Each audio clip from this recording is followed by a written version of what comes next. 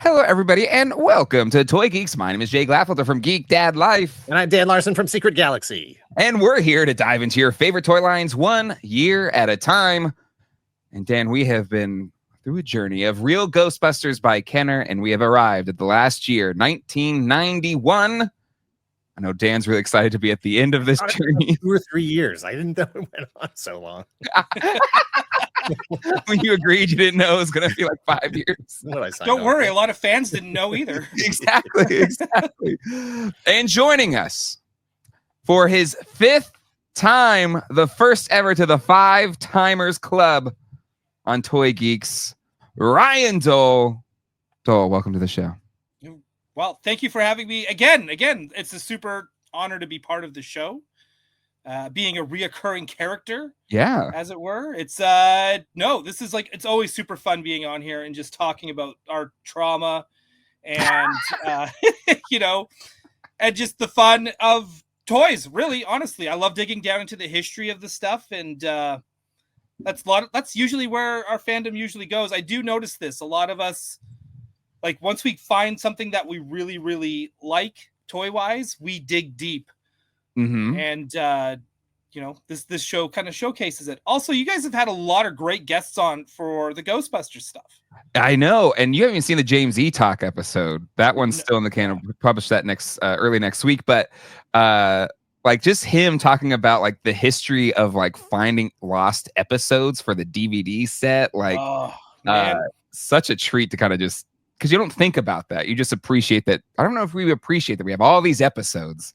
Yeah. Somebody had to go out and like find those things. And he was engaged at that sort of archival level and that documentarian level so much earlier, I feel like, than anybody else, like he was years ahead of the curve on that. Yeah. He was doing it back in the early 2000s, late 90s and stuff like that. Yeah, that's cool. So, but we've been really lucky. People that have written books, people that have created new figures in we've been really, really fortunate. Well, it's not even just that. Just hearing everybody. I think I brought this up too when you had Toy Otter on for the last time I was on, and it's hearing everybody's story and connection to what they're on that show about. And you get to, some stories go on for half an hour, some of them 2 hours on the show, and you only talk about the toys for 15 minutes. That's fine, because I find that everyone's story is really interesting.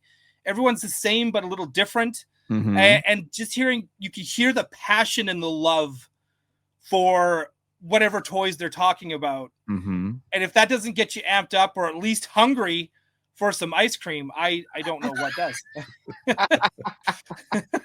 And the ice cream thing is legendary.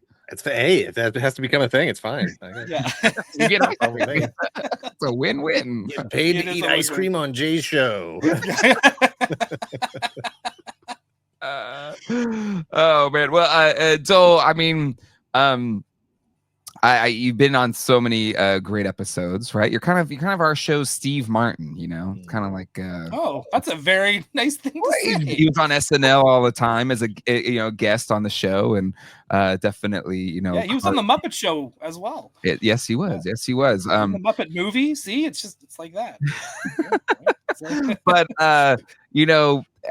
I'm so glad you're here for this year, because I'm not trying to like just inflate your ego too much here, but I really think that the whole Ectoglow elite thing is why people give a crap about Ectoglows, and the fact, or even that maybe Hasbro is re-releasing Ectoglows, because it was so niche and only like the most nerdy of toy, like RGB toy geeks cared.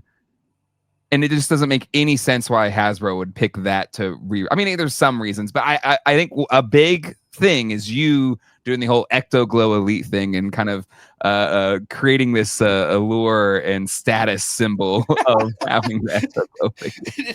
And it's so funny, because it's like one of the dumbest things I've ever done. Like, it's between that and Ewok Village confirmed for the HasLab. Like, it is bonkers how, like, because our channel is not like Toy Anxiety. It's big, but it's not massive, right? By any stretch. And I'm not going to try and say that it is.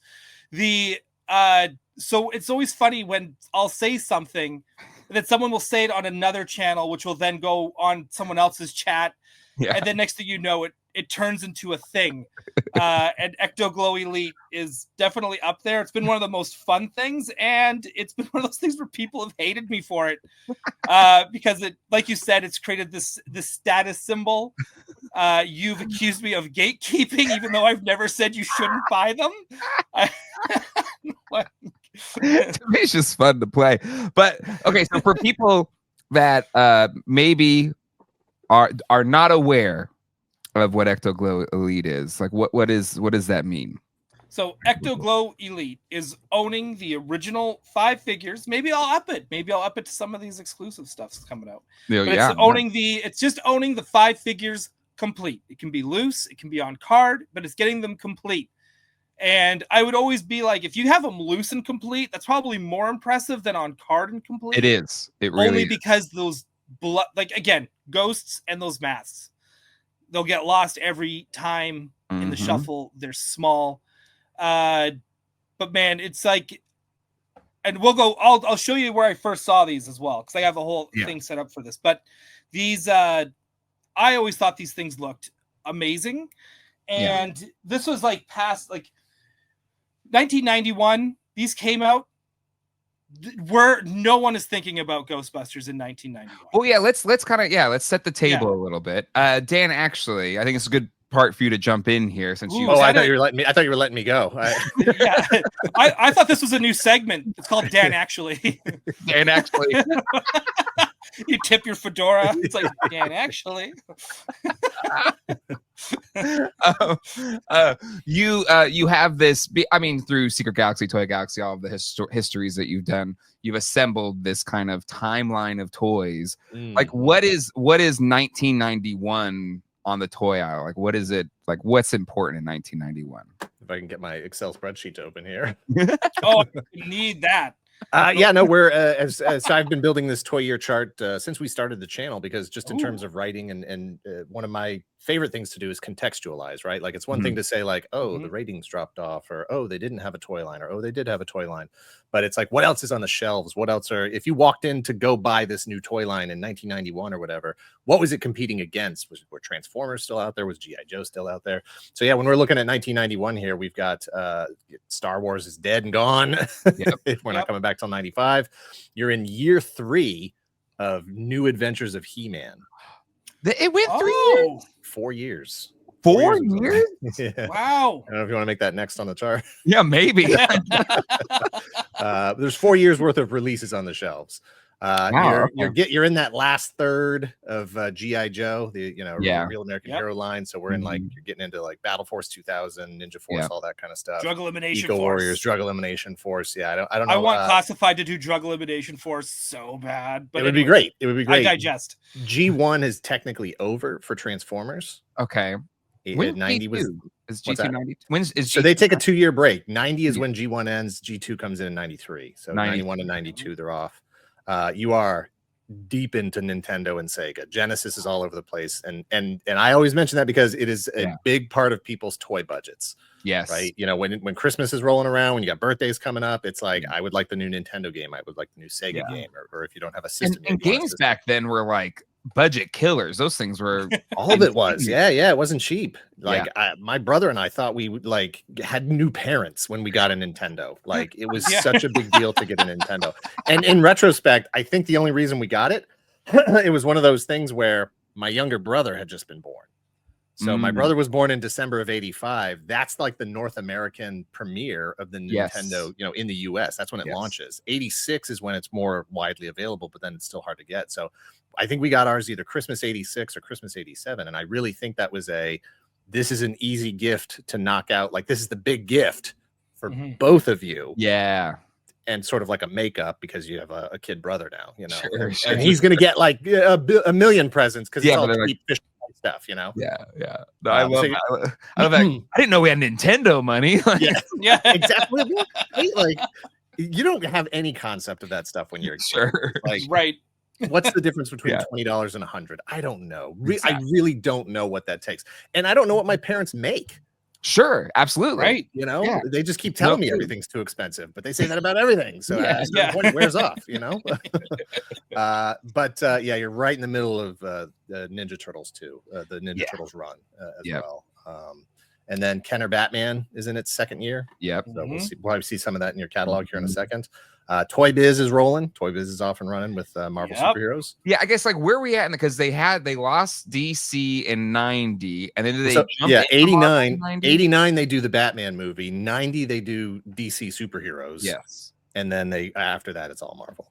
It's all Marvel. So like we're in that first wave of like Marvel all over. Yeah, and they've got that same sort of the buck still kind of looks the same, still kind of looks like it fits with a superpowers figure that first year of Marvel superheroes before they really start doing those Toy Biz figures. And that's about it. That's about what's out there, you know? Yeah. There's so here this is what I'm bringing up here. It's like because this also is part of that whole history thing. Yeah. So this magazine I'm about to show you is the Ryan Doell Canon event. Oh, okay. This magazine will sculpt me into the future me you see today. Wow. Everything that I saw from this cover to the insides of this have completely shaped my future. If I do not get this magazine, I don't know who you're talking to. Wow. Right? Because this started getting me Marvel cards, everything. This is it. So can I ask, like, how did you get this magazine? Like, what led to this moment? So it was just at the mall, Lawson Heights Mall. I was in the north of Saskatoon, and it was funnest name to say ever. Yeah, I was gonna say it just sounds like a made up name. Like it's like that's something Bugs Bunny says. Like that's right. It's Saskatoon, you know. Saskatoon. And Albuquerque. Rancho Cucamonga. Nice. There is a little bookstore in there called Cole's Bookstore, and that's where they had and there it was with the magazines, and I didn't realize that there was like magazines of this stuff. And the cover is what got me, where I was like, who are these? What is this? Because at this point I'm reading comics, but it's like I'm reading Real Ghostbusters, Roger Rabbit, like stuff based off what I'm seeing on Saturday morning. I haven't really ventured into superheroes yet. And so this is what it was. And so for those who are listening. Oh, true, yeah. As for those of you who are listening, this is Comic Scene Magazine. On the cover is the Outback X-Men, which is part of a larger poster. Triptych. But I had the posters, yeah. In fact, I think I still have this. I think I still have the middle. With the left and this is the middle with Havoc, Wolverine, Jubilee, and Psylocke. Drawn by Jim Lee. There is nothing sexier than all of this. This is still in the brown suit. Dude, Jim Lee, this was it, and I had to know who everybody was. So in this, it's got everything on how to make this is where I first learned who Paul Dini was. Wow. All of that. I didn't know any of this kind of culture existed. Right. Is that Raphael mask for sale? Like someone could buy that? Yeah, giant full page ad for Raphael mask. Nothing else, just the mask. I don't know. Just the mask. That's it. Right. And then there's a big thing on Frank Miller. Again, this is me what is this? All this violence? This is crazy. I was like, is this really what we look at? There's the first look at Tim Drake. Right, here's all the X-Men stuff, and I'm just like, who are these characters? I must know who everybody is. Yeah, who is that woman with the white stripe in her hair, and why is she wife shaped? It is had no idea, right? And I was losing my mind. So here's a big thing on Tiny Toons. Here's the big breakdown on the Tim Drake costume. Oh my god! I can see how this is everything so far is so gold coded. Since that day he's been chasing the high of finding this magazine. Yes, it is. I don't see it as dull coded. I see it as dull programmed. This is what will end up becoming. If AI needs to replicate you, that just reads this magazine. It just reads this magazine. It is without this, there is no code. Right. And if you take a look at this Robin here, this is what the toy is based off of. This is what I've been trying to tell people for years. It's got the same hair, Yeah. Got that same body. It is. Everyone keeps saying, "Oh, he's supposed to be black," and I'm just like, no. No, we mentioned that in our last Batman video as well. Debunking that whole thing. But yeah, you see here it's got all the breakdown of like all of Robin's gadgets, his capes, cool. all this stuff. It is so cool, and you can see they got this dude promoing, and I was like at a Warner Brothers event. I was like, this is amazing. You think that still out there somewhere? Oh man, I wonder. Hang on, I'm gonna skip by this one. I didn't realize there's actually probably a little bit of nudity in this. We're just gonna scoot by in the Tiny Toon section, because it's a whole thing. It's like, but you don't notice it at first. But I feel like someone will be like, "Oh, I see that." Look, Porky Pig's never had pants on. Don't worry about that now. Yeah, right. Yeah. But they did a whole thing on like the making of Tiny Toons and the writing process and the style and everything. So again, I was like, well, I could work in animation. Yeah. Again, here we go. This is like more adult comics coming down here. Okay. Yeah, I can't believe I was allowed to buy this. But again, I think my parents saw it. You look at the cover, you don't think anything's comics. That's for kids. It's not like it was in the adult section or anything. It was just in the like TV and art section. We got Tiny Toons and Rescuers Down Under and nudity. Yeah, it goes from like an adult comic about a cat, a literal cat woman, literally called Cat Nips. Yeah, right down to Rescuers Down Under. Again, that Dick Tracy mask and the Gremlins. Oh, Gremlins masks, too. Right. So now this is where things change again for me. Oh, look they had this whole section on toys, and they talk about the toys as collector's items. Wow. This is where everything changes. Right? Straight up. They start going like, for you collectors out there looking for Dick Tracy, for you collectors looking out here for. So I'm like, there were adults buying this stuff then too? Probably, but not to the extent that there were. So where were you at with your toy collecting at this point when you picked up this magazine? Were you out about to get back in, or were you? So at this point, it's like I'm kind of leaning off Turtles. Like I'm being very selective. Like they'd have to look like cool characters, like Star Trek, Dirtbag, farmers, dinosaur guys. Well, I would love to get the farmers. The farmers are me growing up on a farm. I need that Donatello on the tractor. Yeah, but it's like characters like Dirtbag and Hothead, like things that just looked cool, like aesthetically at that point. Like that's where I'm kind of going. And I'm also one of those kids that never, if I liked something, like if it's 1990 and I have a He-Man adventure in my head, I will go get my He-Man figures out and get that out of my head. So I was still kind of like, Ghostbusters were still at the top of the toy box, right? Like they're like, even though Turtles is there, because we're all into Turtles by 1990. Yeah. Ghostbusters hasn't left my head. So I really perked up when I saw these on the top corner. Look at those Ectoglows. Right? Let's see if I can get this thing to zoom in proper. Right? And then this is where... Yeah, there's the Marvel superheroes right there. So now, I just learned who X-Men kind of were. Now I see there's a Nintendo game coming out, which is one of the worst video games in the world. Let's make that clear. Right? There's Ectoglows. There's Marvel superheroes. Here's... they're still doing Toy Biz Batman. Oh, as interesting. And announcing Kenner Batman at the same time. Yeah. Funny that this Kenner Batman looks just like the Toy Biz promo Batman because they're using a superpowers head and body for the arms.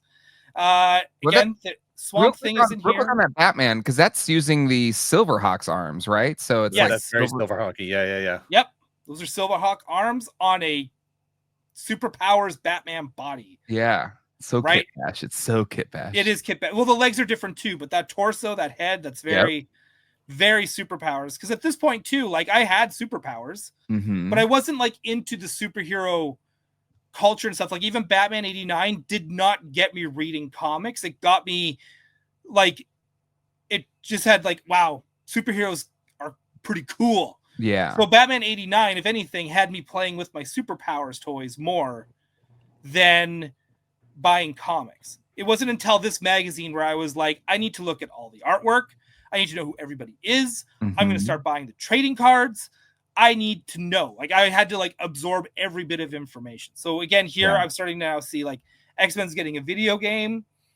Here's the Marvel superhero stuff, but man, right there, top corner, Ectoglows.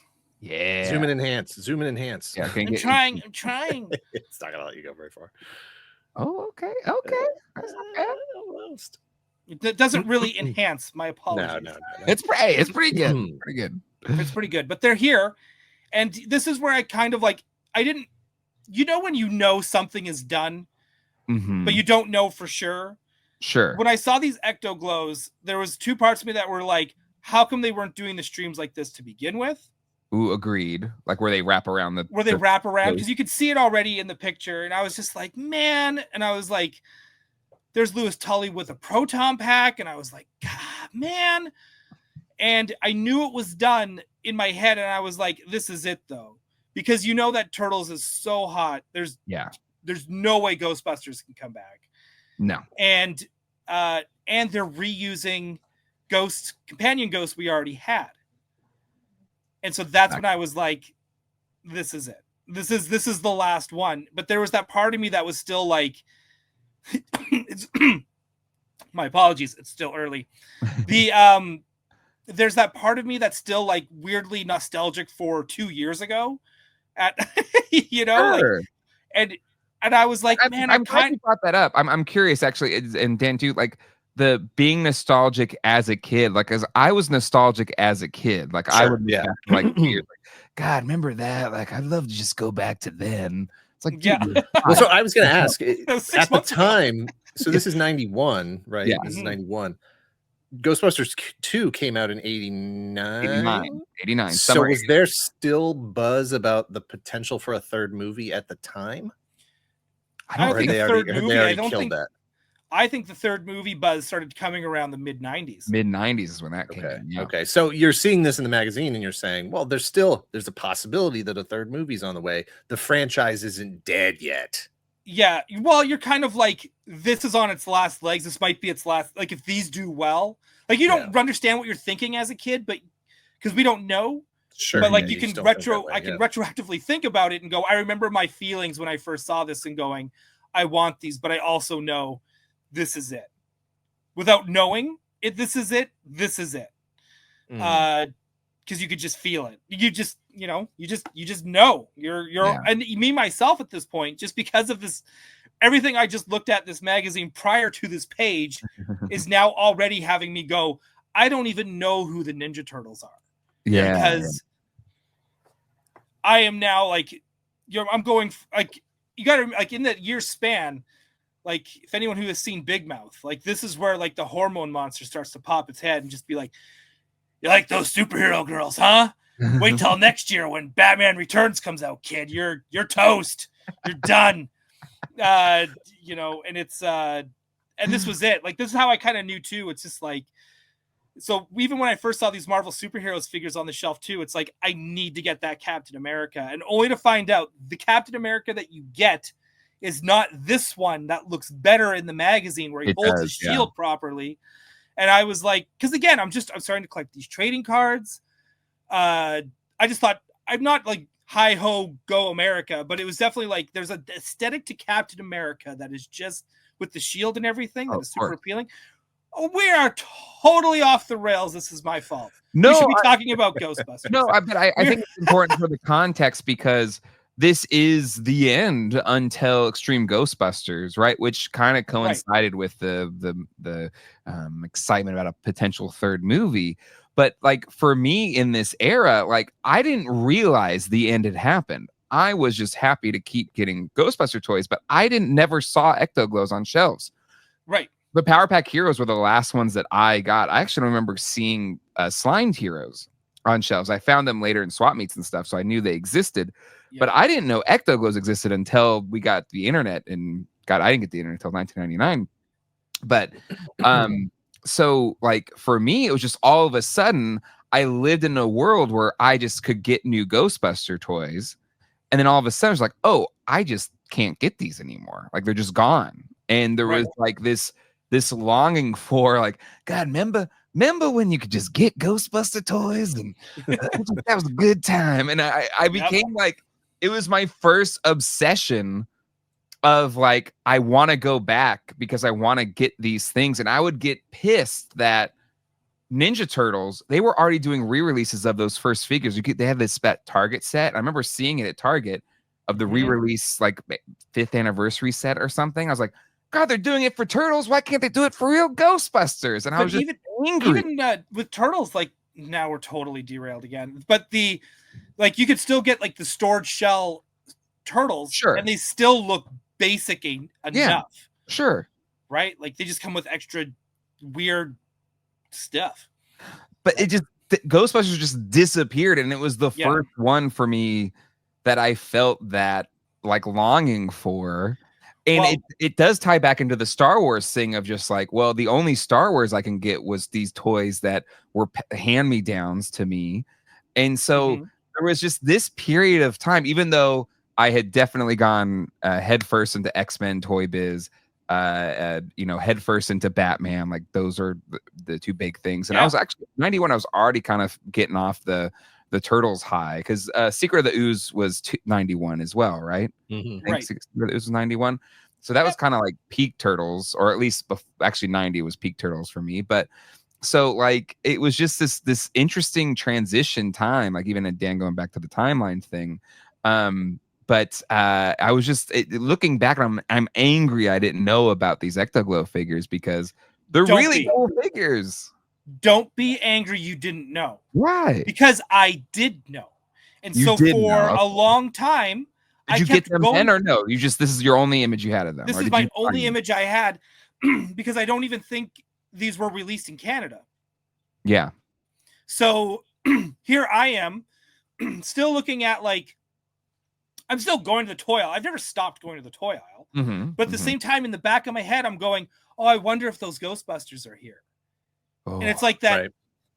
It's like that parent that left to go get cigarettes and never came back, right? Like that's that's what it was. So I was constantly looking, and I was like, I know they exist. I have this magazine. Yeah. Right. Like. But you don't know. Is this something that, there's all kinds of stuff that gets teased, that gets promoted, Toy Fair previews and stuff happens today. There's arts figures that have been teased for 10 years that still haven't been released, Right. You don't know if you never saw this on shelves, the rich kid down the street never had them, or you were the kid down the street that had everything, right? But as a kid, do you have that perspective? Do you have that perspective of companies show things and they end up not going to? Because I didn't. Oh, I didn't. At a teen at this point, if you're a teen at this point, which it sounds like Dole maybe you were. No, I was 11. Okay, 11. Well, maybe a little bit. I was not smart enough yet. Plus, I grew up on a farm. I know nothing about companies, and Canadian. Yeah, all that stuff, right? Yeah. You need to milk a cow. He's got you. But street smarts, I don't know how they work on these streets. I can butcher you a pig at 11, but I can't tell you how corporations work. Yeah. It's a little typo in that description there. The Ghostbusters keep busting, having added Louis Tully to the lineup. Kenner will release a new set of Ectoglow. Yeah, glow-in-the-dark figures in February. I assume that was supposed to be Ectoglow, and whoever was editing the copy just didn't know because who knew?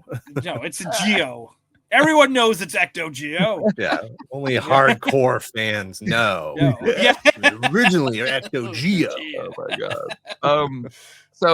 So you had a longing for these. Where did you? When did you finally at least see them in their card backs and everything? Like.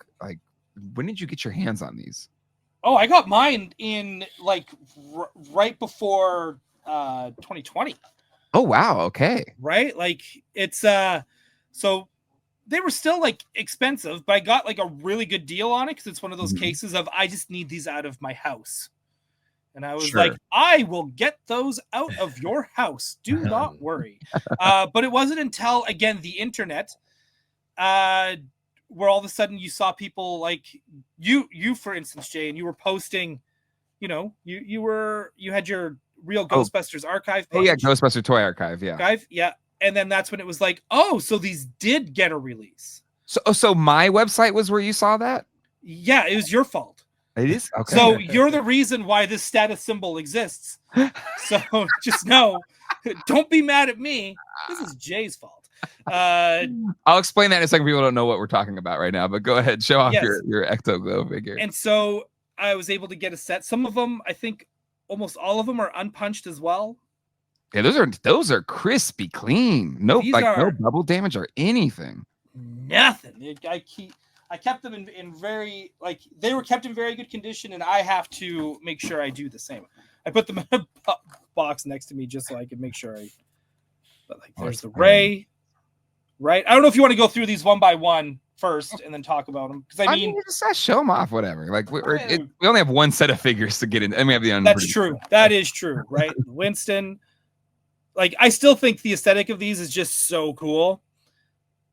Oh yeah, I like the glow in the dark packs. I love the suits. I love that they got their name written down the side of their pants or chest. So 90s. But like in a fun way. Oh, absolutely. In a fun way, right? Egon's got the best colors. Again, these neon. Again, very early 90s. Mm-hmm. Right? The card art also amazing. Yes, and the white card to me, when I first saw them, was the like it sent me off. It was just so freaking cool. Right? It was different. My Ectoglow Elite member card. I don't know where I put my card. I have my Ectoglow Elite card. Oh, you better get it together. I'll find it at some point when I clean it. Mess. Right? It's beautiful. Then the Ectoglow Peter. And then the back of the card. Like, look how much there is. Yes. Right? That you can still get the car, the bomber, the trap, firehouse, all these tons of role play items there at the bottom. You know what we couldn't get on the back of that card? The Ectocopter, sir. For now. Soon we'll have that Ectoglow copter. So beautiful. So beautiful. And I again showing there how the streams, I will not do it with my vintage ones, but the streams you could attach the ghost to, and it would actually hold on to the ghost. Which you're talking about earlier. Like, why couldn't the toys do that earlier? Because that's really freaking cool. At least the beams do something, or at least the idea, the concept is cool. Yes, but I always felt like they were still missing. Like, all of these still should have came with. Someone should have had at least a trap. One trap. Wild. There's no trap. There's one trap in Screaming Heroes. Wild. And by that point too, with Real Ghostbusters, because I was a completist on wave 1 and 2 as a kid, right? All the ghosts, I don't think I had the Gooper ghosts. Okay. Am I using right? But I had the ghost. Yeah, and then I had the Slimer one, the Slimer Gooper ghost, the green ghost. Yep. One, which I need to find a new one of. But regardless, there's this. So I had a lot. I had the first two complete, and then at that point, once Super Freight featured Screaming Heroes, I got very selective because I didn't like all the ghost designs. I didn't like all the Ghostbuster designs. Even with Fright Feature, it was just it was exciting to get new Ghostbusters. But I thought in my child head, I was like, they'll go back to normal. And they never did. So I kind of got super selective of who I wanted. So it was me well, I'll get, Super Fright Feature. I'll get Winston and Egon. And then the Screaming Heroes, Egon and Peter. Because they had the access. God damn it. It just clicked. That's where this shit started. Okay.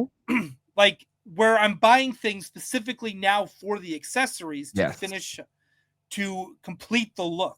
Exactly. Because I'm catching myself doing that today with, again, Marvel Legends and Star Wars The Vintage Collection, where it's I need this Bando. He comes with the Cantono. It's right? True. I am, and that's where it started, because they were mixing and matching, and sometimes you didn't like them. But then Power Pack Heroes came out. I got all of those. Slimed Heroes, got those, because they had Proton Packs again. Yep. They had that neutral look. We were getting Lewis. So that's why these ones appealed to me again, even though I was they're not cool anymore, but I still kind of want them because they fit that aesthetic that I like. So this has been a great episode for Doell. We're going to send this tape right to his therapist. Yeah. A lot of breakthroughs today. A lot of breakthroughs. Yeah. Thanks, everyone. Thanks for being with me. But no, it's it's funny, and it's one thing I do like about this show and talking to other people and just seeing those to your point, like canon events that like you trace back all of this madness to this like one thing when you were a kid or whatever. Yeah. But you mentioned my Ghostbusters website. So the first thing I ever did on the internet in 2003 was launch a Ghostbusters toy archive website. I didn't know how to do a website. I don't know how to do anything. But a buddy of mine knew how to do some slight HTML coding. So I paid for hosting and then made this little website. And the only reason I made this website is because the website that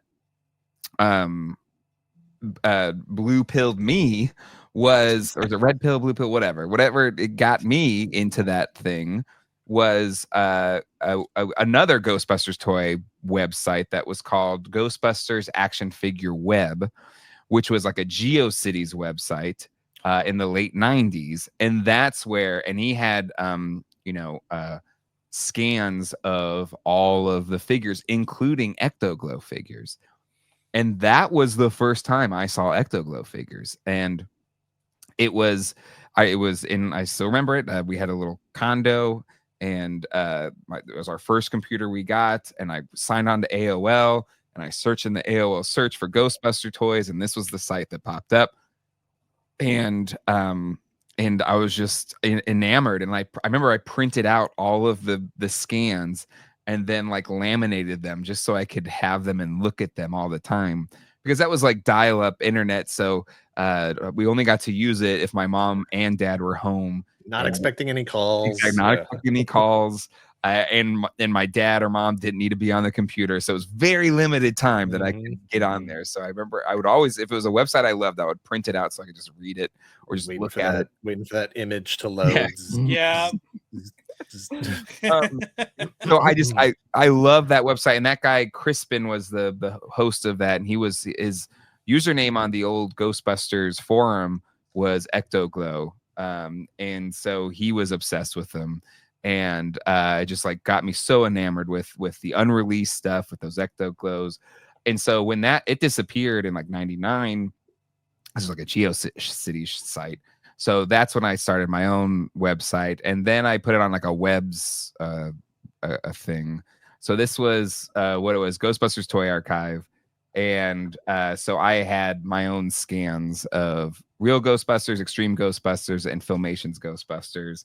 The NECA toy line, and I found him online, and so he still had the code for his old price guide. So I took the same HTML code from that and put it here on this website, and that was just like, I want something of yours to live on, so I put that. That's cool. That's cool. That is cool. How much were they going for back then?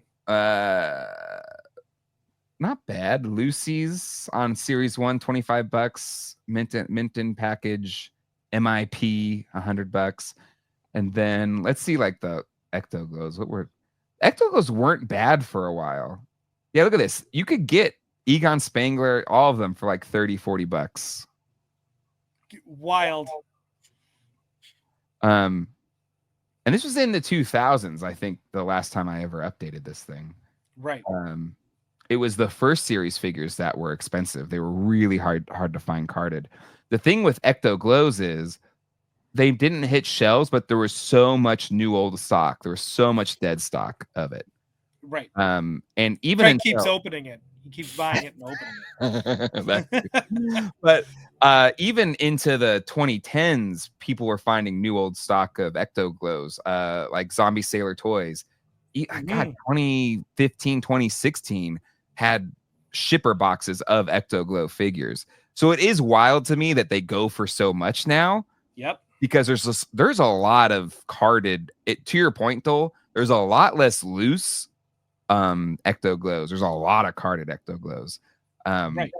And for some reason, and maybe it's because of the Ectoglow Elite thing. There's like a supply demand thing with it where they just go for like $300-$400 now. Yeah, it's really silly. That's what I mean by it's like, I keep telling people, like, if you want to be Ectoglow Elite, they're out there. Yeah. And then now people saw it as like, oh my god, I need to be part of it, I need to be elite. And then they and so of course if I inflated the secondary market, I am so sorry. Oh my god. But I can't take full control of that. There's, but it is what it is. And so even like early, like when Craig was working on the book, he was like, do you still have some of this website? So I was like, yeah, it's on archive.org. I can like pull some of this shit up. Because even that was kind of some of those things, because one of the cool things that having this site or it up were people that owned like concept art and stuff like that. So they would send me scans and stuff. So this was like one of the original pitch things that they had for Kenner. So I love the van. The van is straight up Inspector Gadget's right? car. 100%. I love this little Porsche car. And they're all in the, the movie suits. So it's kind of early pilot style. Can you imagine if they released all those vehicles and not the Ecto one? Like Screaming Heroes. So that's where I think I mentioned like originally the ghosts were on the front. And look at the Janine one. Oof. Oh no. God, she still had that rubber doll face for that too. Hey? That is not good. That is not good. And then some, there, and then the laser tag, which never got produced. Huh. Interesting. Art for that. There's my dude. Art, yep. Yeah. And then this one guy, he had the wax head sculpt for the series 1.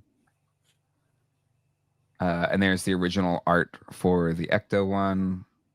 And this was a ghost zapper for the action figures they never did, which was the proton pack, and then had like a little water reservoir gun feature. Oh, so you just squeeze the proton pack and the old squirting flower trick. And then trap as well, where you'd press down on it and the air would open and close the trap. God, I wish they made the trap look more like the trap. Yeah, that just looks like a bear trap. Yeah. Otherwise, I'm down. Kenner didn't give a damn if it looked or was accurate to anything. They just do whatever the hell they wanted. That's true. For better or worse, I find it charming now, but it did piss me off as a kid. And then for the unproduced stuff, I'm glad sometimes you get these archives and they just don't pull the pictures up anymore. But we'll talk a little bit about the unreleased stuff, and hopefully this still loads. But another part while doing this website, and it still hurts me to this day, is that on eBay, somebody listed like a darn near complete working Egon's Lab playset. Yes. And it was the Toy Fair display model. So you got the Ectoglow copter. Again, there's a couple of those out there. There are. And now they'll just be out there, which is awesome. But and then I think it was did Tomarts have this, like an early prototype for Egon's Lab, which was very just basic. And then a little bit closer, still all white plastic. And then you had the one that showed up in the Toy Fair article. But this is the one that showed up on eBay, and it only went for like $800 or something like that. 800. Yeah, it was under $1,000. And it was up on protoncharging.com back when that was a thing. Yep, Chris Stewart. But it was like $850, maybe $900, and just like, like what I would give to only pay that much for this playset. But what I have that 3D printed one, that whatever that company was that doesn't exist anymore. Bam? Yeah. Bam or something? Which is they must have found whoever owned this and did scans of the stickers and everything. And then you got the Backpack Heroes, the fire truck. This was cool too. I like the idea of just the claw machine. And again, this was just a reuse of a not released Police Academy. I was going to say it looks Police Academy to me. Yeah. And then they added this back part with the trap and the claw thing to it. And then these were the Backpack Heroes, which now a company's trying to do these right now, right? Like some third-party company. Oh, I don't know if you saw those, or someone on Facebook. I saw them. Facebook, maybe. But again, using the series 1 sculpts with blasters, and then they had little ghosts inside the proton pack that would kind of jump up and grab the Ghostbusters. Makes no sense, but nope. But like Hasbro, I hope Hasbro does more unproduced stuff, but I want them to do something we've never seen. Like just completely like wild and new. Because if they're going to be resculpting Lewis, right? Yeah. And if they give us they better give us a Janine. Well, they could just reuse the sculpt of the Power Pack Heroes Janine. Exactly, that's what they should use. Right? And then you got the 4 guys. Just do something new, do something crazy. Yeah, just do the damn thing. But so anyway, so these images were on that old website. I found them again, put them on this website. But like this type of stuff, you're talking about canon event for you is canon event for me of just like what like activates me as a toy collector is like later release stuff that you didn't really find or I didn't even know existed or unproduced stuff. Like it's just so the opportunity of what could have been is so I don't know, compelling to me. And the fact they're doing an Ectoglow copter just has me so over the moon because again, it's just like this was the closest thing. It was on the back of the card art for Ectoglows, and they made packaging for it. And fascinatingly enough, the at least that original website, there were rumors that they actually showed up on shelves, but I don't think that ever happened. Right. What do you think, Doel? Do you think he actually showed up? No. Before we talk about just Ecto or dive in a little bit more on Ectoglows, I do want to talk about the one vehicle in 1991, which maybe there's still an image here on my old website, but and that is the Ecto Bomber, which was released in 1991. Oh, I didn't realize that was 91. Yeah, it's a 91. There we go, Ecto Bomber.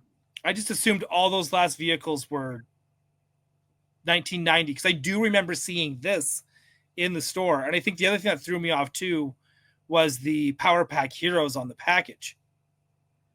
Well, and that's yes, that has the Power Pack Heroes on the package. This was originally the rarest, most expensive Real Ghostbusters toy in the 90s. Okay. So the reason being is a lot of them sat in a warehouse and never made it to shelves. There's the Ectoglows. Gosh, toy companies just hate themselves, don't they? They just love making things and then just not releasing them. So this was an article on that old Ghostbusters toy website back in the 90s where there was and they were found in 1993 and then they hit clearance in a lot of toy stores and then they kind of flooded the market and then they became more readily available. But there was a time that the Ecto Bomber vehicle was the rarest of the rare for the Real Ghostbusters. It's still kind of rare now. Right. But yeah, again, another vehicle I didn't know existed. I have 2 of them now. My kids got one and they've kind of beaten it to shit, but they still play with it all the time. And then I have a nicer, clean, not yellowed one up in my display over there. But Doel, what's you said you saw the Ecto Bomber on shelves? Yeah, I didn't have it. It's actually I didn't get one until Matt Bush sent me one. Bless that man. Yeah, bless the Bush. I love the idea and design, but again, too, I wasn't like yearning for it because at this point, we have moved on. Yes. From I'll look at the figures. If someone gets me the figures, I won't be mad. But, I'm not really looking at the vehicles and stuff. And again, it wasn't until, you're older and you start to appreciate some of the goofy, sillier stuff that Kenner does. Then where I was like, oh, that's cool. And I've seen these around a lot, but I've never seen, until Matt Bush sent me one, I'd never seen one that was, clean or, really complete or just not wrecked to shit. That kind of thing. So it was I think it's such a super fun, very real Ghostbusters Kenner vehicle. And it's great. It doesn't make any sense logically. No. Like, why would they have an old-fashioned bomber here? It doesn't. It looks like it's supposed to be fertilizing fields. Yeah, we've mentioned in a couple episodes now how much it was really just out there competing with Ninja Turtles, and how many of the vehicles look like they were kit bashed, thrown together with parts around the firehouse or whatever, and I don't think it's too much of a leap. I don't think it's too much of a leap to think that you could concoct an episode of the cartoon where they made a biplane or got a plane like this, But it's kind of a perfect last vehicle for the Kenner line, where Kenner was just like, we're gonna make an airplane. doesn't matter. Well, it's kind of the last little thing they needed to make, because they did the copter with Ecto 2. Yeah. Right. They've had multiple different types of cars, go-karts, street cleaners. Street cleaners. They did it. The street cleaner, I still think, is one of the coolest vehicles. I said that last episode, that I still think that one's pretty hip. Because just the whole like custodial cleanup crew aspect of Ghostbusters fits with a street sweeper. Yeah, it's like, okay, we just there's a bunch of ectoplasmic marshmallow down the street. Yeah. Maybe we should clean it. And then Venkman goes to bed and the other three clean it. Isn't there a song cleaning up the town? Oh, yeah. Of course there is. Yes.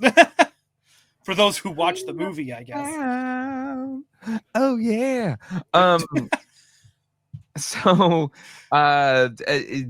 Ecto Bomber. It's cool. It's a cool set. All right, let's dive in a little bit more on the Ectoglows. So, are yours all mock Doel? No Lucy Gooseys? No Lucy's. I own Craig's former Lucy's. Yeah, I know, that's so funny. Which one's his third set, fourth set? I don't know, because I think he has bought them again since I bought these. Oh yeah, dude, 100 times. And I'm just like, go to Hasbro, buy 10 packages of them, so that if you need to feel like you need to open up a new set, you just pull another set out of the closet. So I was not aware until literally today, doing this episode right now as it's happening. This is Spaceballs thing right now. That I didn't know they had masks, and I find those masks to be incredibly creepy. It's super creepy. Because why? Yeah. I get it, so that you can go back and forth from them being like in this sort of state of Ectoglow versus out of it, like but their hands aren't glowing. From a toy perspective, like, why does that need to happen? Yeah, I don't know. Yeah. From a toy, I understand, from a toy, because they probably didn't want to. They wanted him all to glow, but they also wanted to make sure that you had him to look like a normal Winston, and not like that all the time. I get that. That's actually some of the smartest, most collector-friendly thinking they probably have ever done. So, okay, no, the problem is, though, and this is why loose complete Ectoglows are freaking impossible. It's the masks. Like, one, these are so much more prone to breaking because they're so much more complicated than the regular Neutrona wands. Yeah. Right. If I put it side by side to even just like the Slimed Heroes one, you have a steady, normal stream. This is like all over the place, which again is cool. They're all unique. So again, if you're trying to complete these, they are specific to the ghost that. Which one does Winston come with? Is he wrapped? He's the Winston has wrapper. Yeah. Yeah, and so I think I don't know. Somehow this thing is supposed to get entangled in this stream. And somehow not break by this weight of the companion ghost pulling down on it. But at least as far as just my own recollection of it, I believe these are the first completely glow in the dark line of action figures, like exclusively glow in the dark for every single release. I would think so. Not until way later there's a Batman line of glow in the dark. Because we had the glow in the dark mail away RoboCop figure. Yep, there was a glow in the dark Swamp Thing. The glow in the dark Swamp Thing. Yeah. Again, there's some Batman animated ones that came out later in the 90s. Yep. But they weren't like glow in the dark like these are glow in the dark. Yes. And I'm just trying to think. Check my shelf. Take a look. But just like thinking through, I don't think there was any. Again, you had one-off glow in the dark figures, but where the whole thing. Yeah, was... I'm surprised Beetlejuice and Ninja Turtles never did that. Right, because they had glow in the dark little figures in the Retromusion ooze. Right, and but then... they never did like glow in the dark turtles. That seems like such a missed opportunity. Yeah, I think the only was like Super 7 was like, we'll do it. Yeah, I know, right? You had the mummy. You had the mummy that was. The mummy was glow in the dark. What? Yeah, no, the mummy isn't glow in the dark. Right. I'm looking at him now. But either way, you know, glow in the dark so ubiquitous now. But this was like the first time a whole wave of figures were glow in the dark. As far as I'm aware, people in the comments or email or whatever, feel free to say we're wrong here. But I think they're the first. And then something cool about the companion ghosts is, yes, they're reuses. So you have a first series, 2 first series ghosts here. You have the Rapper Ghost and the Gulper Ghost. Gulper Ghost. Which is my favorite companion ghost. Because he goes over the head of Egon. Yeah, and he just looks cool. He just looks like a little... He looks like something. He just, I don't know, just looks cool. I like him. I also love that. Sure, we're reusing old companion ghosts, but these are, you know, they painted the eyes, so it's a little bit nicer. A little bit nicer, but yeah, I don't know. I would have. Maybe that's why where they saved the money, right? Where it was like, yeah, hey, we're not doing new sculpts, but we can do some paint apps on these ones. And then the ghost that came with the Super Fright features, Egon. Was used for Peter. Paint the eyes pink. They almost brought back the classics, right? Like they were like, what's the best of companion ghosts? Yeah, kind of, yeah. Right? Because Jailjaw as well is a very like popular. Like this is his third release. This is his third release. So Jailjaw Ghost originally came with the Fright Features Ray.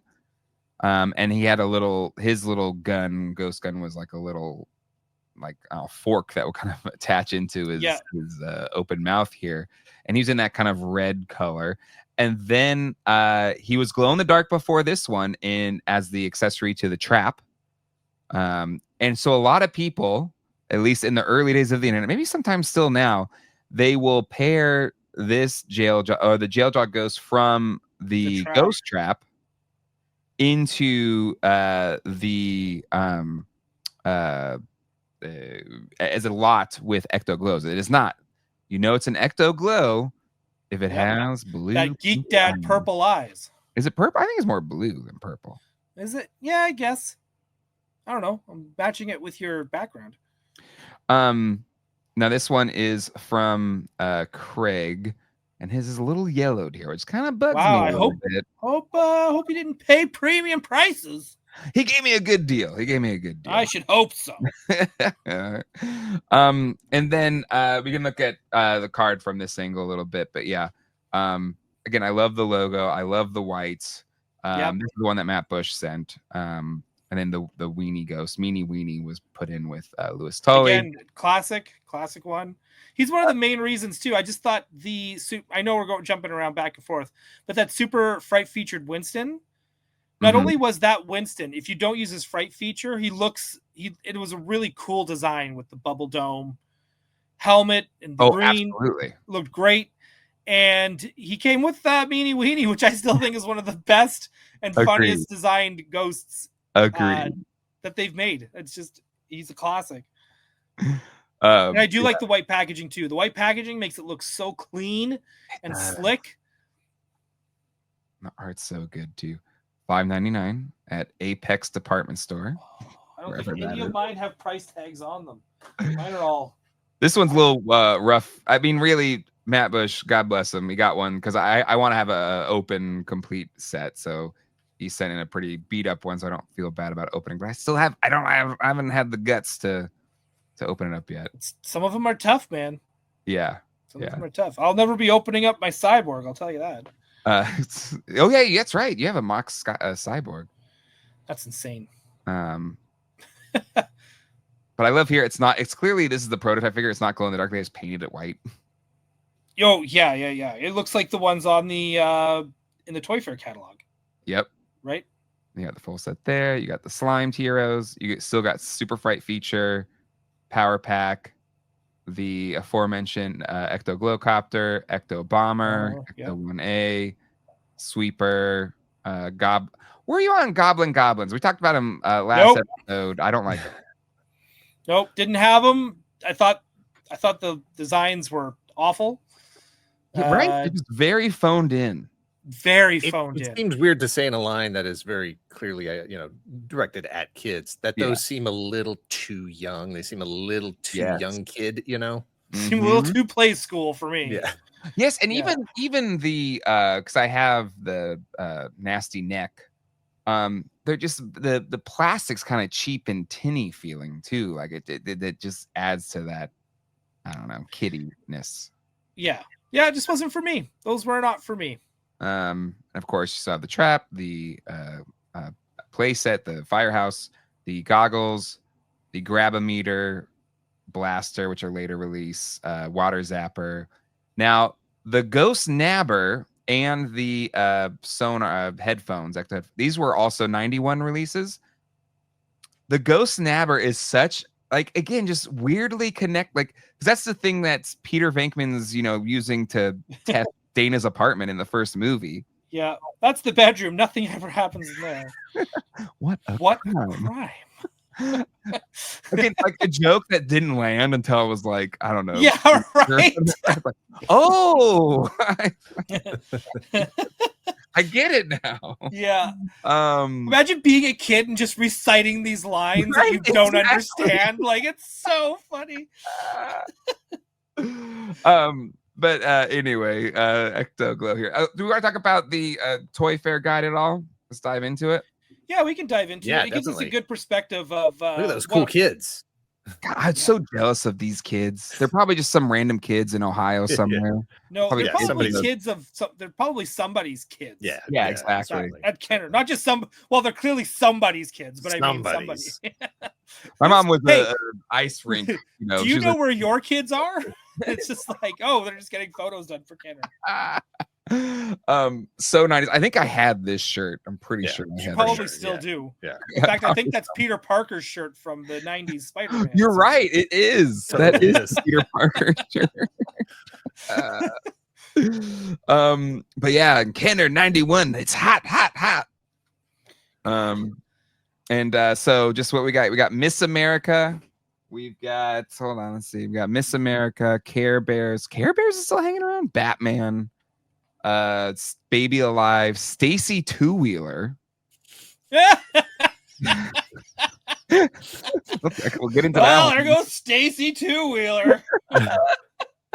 Dancing Dolly, Cool Cuts Kara, Swamp Thing, Easy Bake, Color Blaster, Spirograph, starting lineup, Real Ghostbusters, Beetlejuice, Yum Yums, Princess Vanessa and her royal family. Oh. Bill and Ted's Excellent Adventure, and Robin Hood. Getting more use out of those Kenner molds. Those old superpowers. These pages start to fall out over time, but we got Claw. Remember the Claw? I do. The commercials stick. The commercial. I remember the commercials. I never had the Claw. Going over the rocks. Oh, can't get past those rocks. Use the Claw. Well, it was also the Animal, which I think was actually a couple of years earlier. I think you're right. That was the one where the paws came out. Paws came out, which was so weird to me. Nothing can Even as a stop kid, the those commercials, animal. like, is there a cat trapped in those tires? We got Miss America. That's a thing. Yeah, they got to bring those back. I need Miss America. I just love like them going after Barbie. Just like Kenner being like, we can play in your field, Barbie. Right? Like this is like a total Barbie. Yeah, Miss America versus Gem versus Barbie. The Dark Knight collection. I love how they took the Michael Keaton in the Batmobile or whatever, but still put the Kenner ears on the back of them because it's probably the shot wasn't good enough. But that's from the card art, right? That's on the cards, I think. But yeah, we talked about this last week or on last episode, Ryan, where we were talking about how was the 90 Real Ghostbuster toys the first time Kenner kind of unlocked hey, let's use the same molds and just paint them something different. Maybe give them different accessories over and over and over again. I think Ghostbusters clearly started that with the later waves. Yeah. But Batman finished perfected it. They perfected it because it's because of their accessories and the colors they use. It felt like a new figure. They got me. I bought so many of these damn things. I still do. I love them so much. I love them too. And plus, it's got probably one of the best quick change figures ever made. Agreed. Did we even have that one in 1991, or is that? Yep, it's in there. He's in there. He's holding his cowl and chest. Oh yeah, there he is right there. I've seen people that have that sweater, like, and wearing it to Comic-Con and stuff. Yeah. I need to get that too. Where is he at? There he is. So cool. Nice subtle bat symbol in there. Very well done. Whoever designed that, they should be in some sort of toy hall of fame. It's good. Also, I like this Crime Master Deluxe Edition. When you're mastering crime. But again, I don't know. I've been talking about this a few times, Doel, but I love the planogram layouts in the toy guides. I know we'll get into this when you have me on the Batman episode. Yeah, absolutely. But that command center, that version never got released. Ooh, they ended up saving that for Batman Returns. Oh, so we never got the Joker stickers on here? Never got the Joker stickers on there. Interesting. So this one, it was ready to go, and then they held off for the next year for 92. Because you're right, the back's a little bit different too, because now it's like kind of like the penguin. It's kind of snowy back here, isn't it? Yep. It's different. Interesting. But it still has that tank because it was meant to be for the Joker.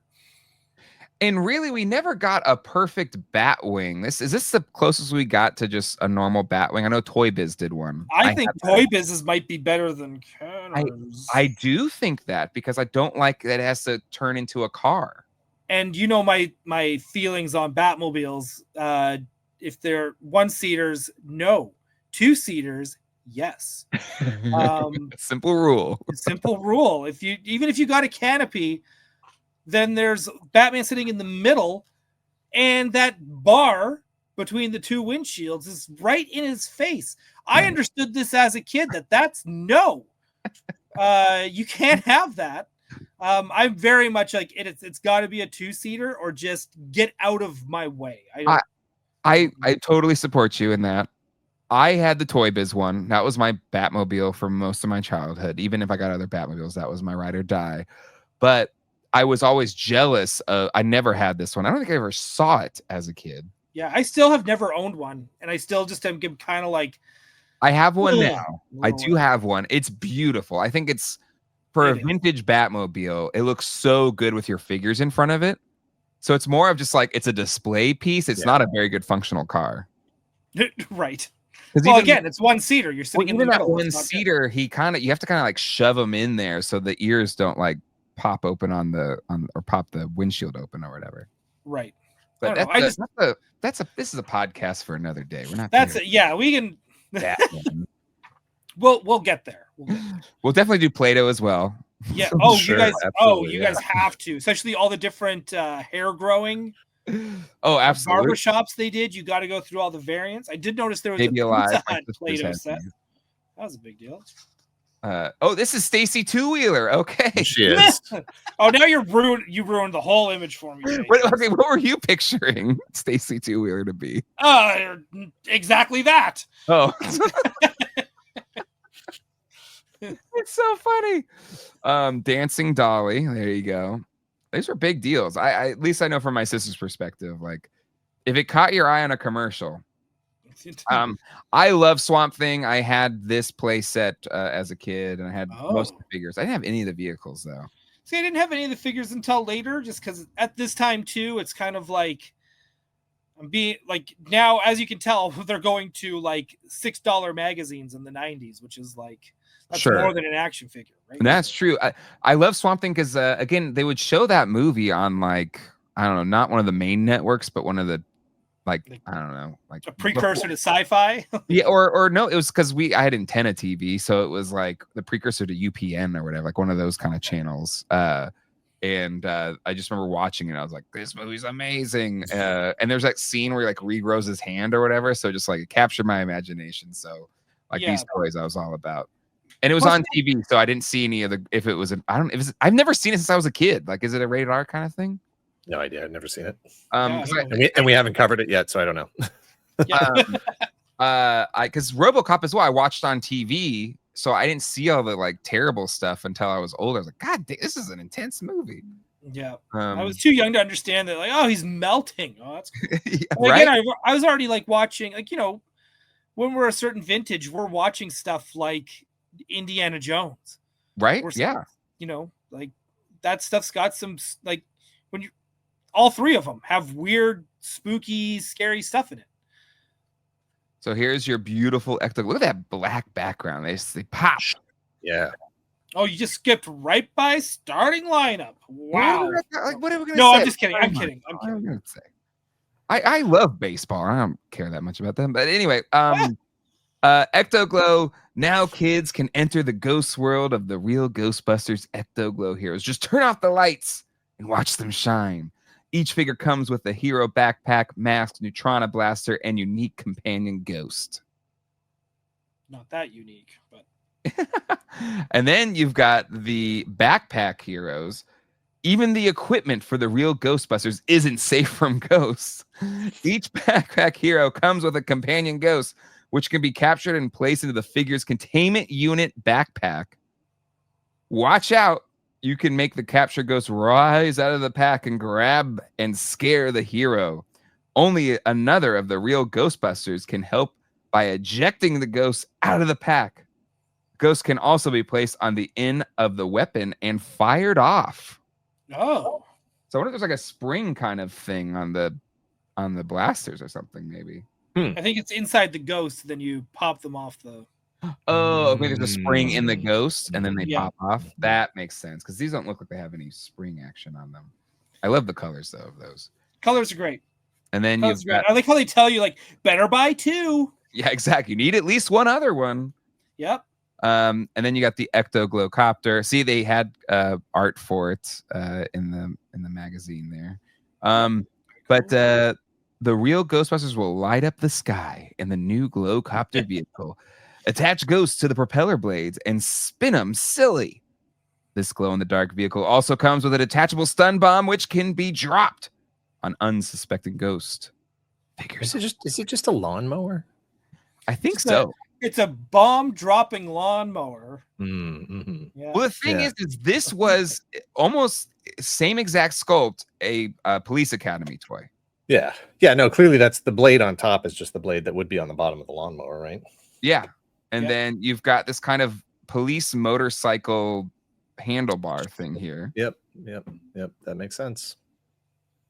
So there you go. So just reuse, and 2 vehicles back to back never got released. And same for the firefighter vehicle. It's a 4-alarm ghost alert, and the real Ghostbusters are on the scene in the new firefighter. I get it. That's clever. That's clever.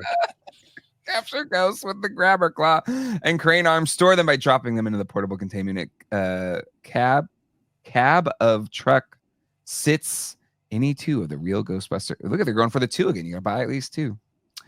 And then the Egon's Lab play set. The new Egon's Lab. Kids can fully analyze, store all sorts of ghosts. First examine a captured ghost with the 3 probes. Next, smash them into the containment unit. Look out, though. The captured ghost can haunt the equipment and cause the real Ghostbuster heroes to rise in the air. It comes with the companion. So what's great about that one, that BAM Toy Co. whatever, they actually had it function like the original toy. So you basically press a button and this hammer comes in, it smashes the ghost, and there's like this little trapdoor mechanism, and it goes into the trapdoor, which is cool. And then this has like a pulley system, so it raises them 4 feet above the covers. And that's from the movie. But I'm kind of bummed out that Egon's Lab didn't come out like 2 years earlier. Right? Like, what were they waiting for? You had a movie. We talked about this on the 89 episode. I don't know if you. That's the one with. I did. Yeah. Oh, that's it. It blows my mind that there was. What were you waiting for? That was a movie here. Yeah, trust me, Ghostbusters suffers from that same problem today. It does. It does. It honestly does. And you know, I get it. Like, we're not as big or popular as some other properties, but come on. This toy, I'm surprised they didn't make this. There's so many cheap versions of the shooting disc toy. And it kind of makes sense. Well, they came out with a lot of stuff before this too, so that, you know. That's true. But this never got released. The Slimerizer never got released. Yeah, that's just a bazooka. Yeah, it is. Where there's like kind of looks like little plasticky ooze things. But it had the Ectoglow box art. Why didn't it glow in the dark? You're right. It should have. This actually saw release in 91. And then here's what if no store had a display like this never happened point in the 1990s. But you would have had Ectoglow heroes and Ectoglow copters and Slimerizers, but alas, it wasn't meant to be. Nope, Batman took that spot for sure. Oh, for sure. Just as a heads up too, I did put slime in my grates. Oh, okay. Let's. Doel, I have felt like a pariah on this program because every guest, and of course Dan Larson, says they wouldn't put the slime on their figure. So you were a slime in the Gooper grates on the Firehouse? Oh, on the figure as well? 100%. And I found that slime was really easy to clean up. It never wrecked my figures. Yeah. Never got it like gooped into things or like stuck into stuff. Like it just didn't get in the figure in any way. Yeah, but I think I was always like, because I never used it on my Fright features. It is always the basic figures or other just basic ghosts. Nothing that I knew that had gears or areas where you knew it was going to be seeping in. So I only ever used it on like companion ghosts. And just like the basic guy and just the basic guys. Yeah. Like that was it. And but yeah, like even cleaning it up through the grates and stuff and on the fire hall, easy peasy.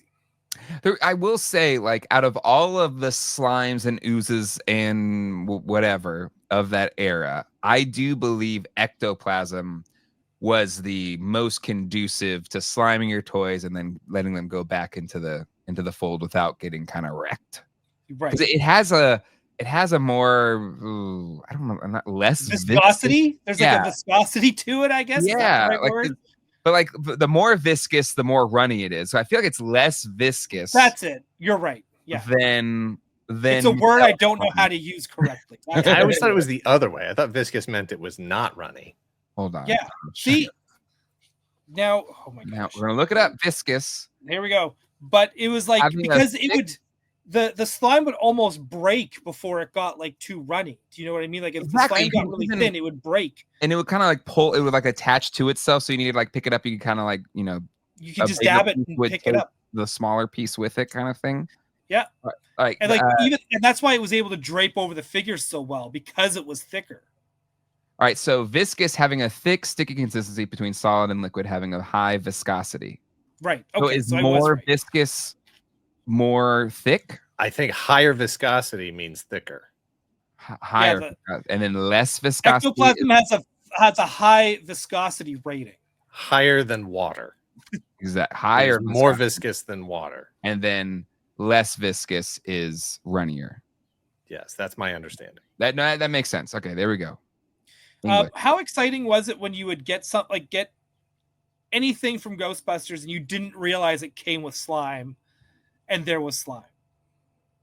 Like what do you mean? What do you mean by that? Well, I think even when I got the Firehouse, I didn't realize that it came with slime. I just thought the slime was part of the advertising thing, because I didn't read the box because I was too damn excited that I got it, and I was like, oh, I'm gonna have to get slime at some point. And then you open it and it came with slime. And I like the slime companion ghosts as well, especially the first wave. Oh, the little ghosts of them. I collect them. I have a whole stack. I love them too, because there's the one that hangs off the side of things. Hangs off the edge. He looks like the one that comes out of the subway in the movie. Yep. right? So I loved him. I love the one that had the big tongue that you could put the slime in the tongue. Man, Ghostbusters. So good. Fun stuff. You missed out, Dan. You were born just too late. So can I just say real quick about that? So do you consider a vintage firehouse complete if it does not have a can of ectoplasm? I never thought about that. I guess I make the rules. You do. I do make the rules. You know what? I think if you want to say you're a completist and you want to be Firehouse Elite, you need at least a can. It doesn't necessarily need the slime per se. The can at least has to be. The can at least it needs to be there as part of that display. With the ghosts? The ghost. If you have a can, you probably have a ghost. They were random, right? So I mean, sure. You'd have to. They were kind of specific to the type of can. They were different. Or you mean that era? So it's like because it was the face ones, right? The one that was either the nose or the eyes. Well, that was the later release had the faces. The earlier ones had the tongue one and the hang off the side one. Those guys. Oh well, then there has to be one of those wave one. Yeah. Ectoplasm ghosts. But I mean, like I think at the very least you need the can. Okay. To put there. Why are you canless? You're not canless. You've got 30 cans. I got steel. No one hoards garbage like Jay Glatfelter. I will tell you that. You will buy look at these old potato chip packages. I bought 10 for $50. It's not cheaper than therapy. I probably should have just gotten more therapy than I already have. But so me personally, I'm of the opinion that your firehouse is not complete if it does not have an ectoplasm can and the ghost and at least some slime. You're just missing slime. Incomplete slime. Dude, the slime is dead. No, I have cans that have viscous slime inside of it. Oh, you do? Yes. Really? On the first episode, I showed. It's not like rotted black mold in the inside. It flows, baby. Dude, I think you're just ectoplasm elite then at that point. I don't even think you need to be like firehouse elite. I think you just need to be, that's just ectoplasm elite. If you're able to like reach in there and get a new ghost that has not seen the light of day since the day it was made, even then it was in a factory, probably never saw light. You're right. You know? I didn't even think about that. I know. Think about that, Jay. If this is Toy Story, you are like, that thing is getting tortured. It knows nothing. It knows nothing. Man, like those guys in the Midwest who have a secret house with a bunker with kids in it. Say Toy Story rules are applying here. Oh, right? No. Let's not go there. Do they need to breathe? Like, because the ghost is dead on arrival. This dead toy just floating in your collection. God, this got dark. Right. The toys can die, right? Or are they just immortal? Well, I guess they were about to go in the incinerator. I guess that would mean they would be dead. They would be dead then. That was part 3, by the way. Call back to Toy Story 3. I'm a big Toy Story fan. But I mean, they were still all tied to that front of that truck at the end of Toy Story 3 too, and alive. Right? Exactly. The stuffed animals are stuck there and alive, right? It's like they're evil. Yeah, but how do they perceive the passage of time? You know, like if all they've ever known is darkness and solitude and sort of this existence within a state of slime, you know, is that not unlike the, you know, fetus in before they're actually born? Is it you don't actually have a sense of how time passes? So if you decide to open that can someday, that's when time begins. Oh, maybe. Anyway, no, there's the rules. I know that it's you can never probably fully flesh out the Toy Story existence rules. It sounds like a whole other therapy session. Exactly. Oh my God. Well, on that, though, let's start to wrap this thing up. Doel, final thoughts on Real Ghostbusters by Kenner, 1991's figures. Fun line. Got really weird at sometimes. And sometimes it was just exactly what, scratched the itch. Had a lot of adventures with them. They're a big key part of my childhood, and very happy that they were part of my life. And again, too, it's crazy how a lot of these toys have connected us toy tubers and other collectors in ways we never realized until like 20 years later. Yeah. Right. And then we're just like, oh, that was you. You know, and that's all us. And you know, that's neat. Yeah. I think that's really cool, and I feel that line has brought a lot of people together in a lot of ways. And in some ways, it's gained me, you know, more hate than I've ever had in my entire life. Love, and I think the love outweighs the hate. I'm just gonna say it. Though. Yeah, and I'm actually really excited that these Ectoglows are getting a re-release. I'm really happy that people will be able to get their hands on these really cool-looking action figures. Agreed. You know, so I don't know. I guess I'll see you guys in Toy Biz. I'm sure whenever you're here next, but you have a distinct honor of being the first of the 5-Timers Club. Yes, big honor. And I don't want to say I'm working on a jacket with a patch on it, but I am. At some point we'll some point, yeah. 5-Timers jacket. But for me, again, yeah, this is the toy line that maybe Power of the Force 2 is what made me a collector, and Toy Biz X-Men is what made me a collector. But same here. The toy line that is that canon event that just made me obsessed with action figures, and is still part of that core, just the part of my heart, is Kenner's Real Ghostbusters. And yeah, even though it's weird, it doesn't synergize well with the cartoon show and sometimes or the movies. It's just kind of like it's like its own little pocket universe. It is. It kind of is its own universe within all the different factions of the Ghostbuster universes.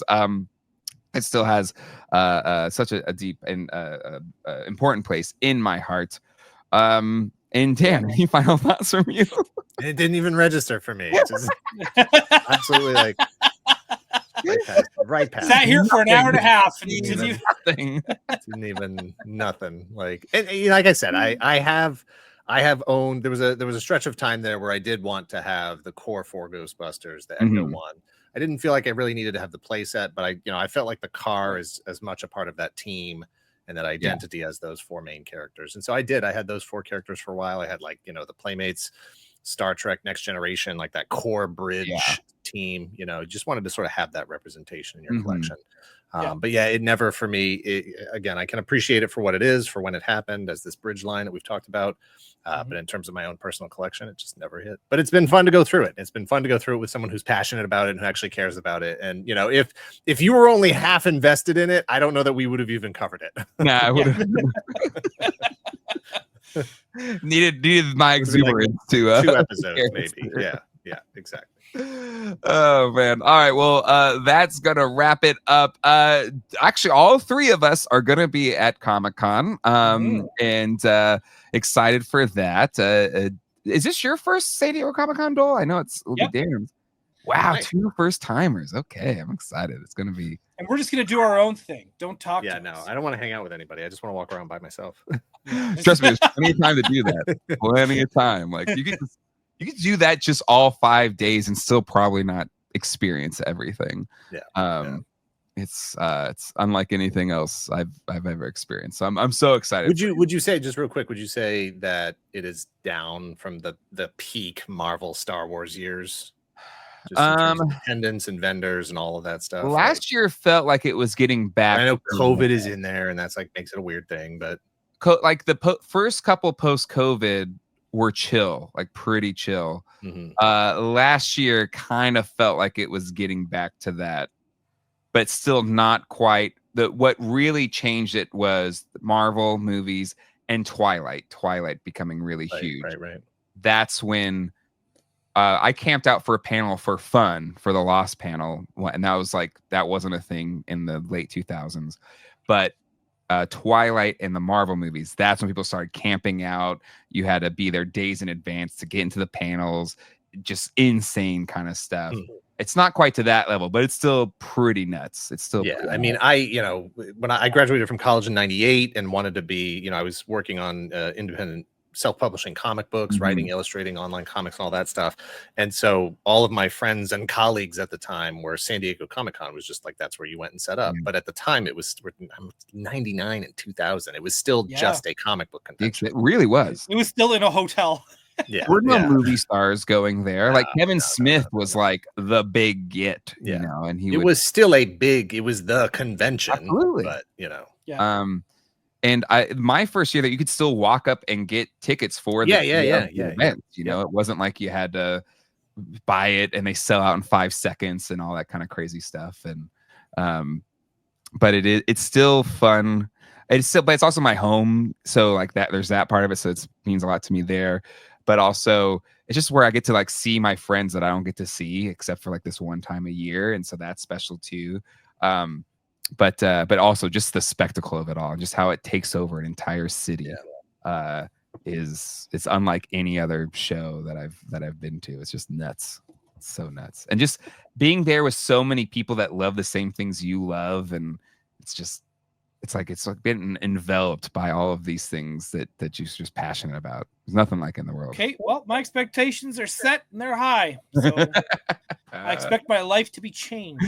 The only thing I'm worried about for you all is that some years it can be hot and it's not as fun. So hopefully it's good San Diego weather where it's like 70, breezy, no humidity. And it's not like 80s with a lot of humidity. Yeah. So that's my only hope. Because usually the weather's amazing too. And it's just like beautiful sunsets and just California at its best. I'm hoping that too. I hate the heat. Yeah, especially because it's 1 billion people in there. So just like that stink level gets up there. So that means I can leave my deodorant in Canada. Right. Don't. Yeah. No, you need one for yourself and one for everybody else. Exactly. Yeah. Just walking around. What my favorite giveaway of all time at Comic-Con was at the Mattel booth one year. They had Mossman deodorant. Nice. Oh, that's cool. And it was the most perfect giveaway. I was like, yes, this is awesome. They do this every year. They should use those for Stinkor. Yeah. Don't be a Stinkor. Have the Mossman deodorant. Anyways, all right. Big thanks to Allison Troy does the research for this. Fun doing Real Ghostbusters. I think the plan was to do just a quick one on Man of Steel, Superman, to kind of coincide with the Superman movies. I think. Ooh, that's sure. I opened one of those this week. Yeah. I haven't thought about it in a long time, but I'm in a Superman state of mind. That could be fun, real quick. And then I think we'll take a little break, maybe around Comic-Con because we'll all be busy. But here's a preview. Oh, look at that! Look at that! All right, everybody. For Superman, holy shit! Oh, I know. I'm pumped. This is my first superhero love, Superman. But anyway, that's a tale for another day.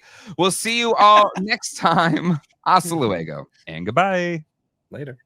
Bye-bye.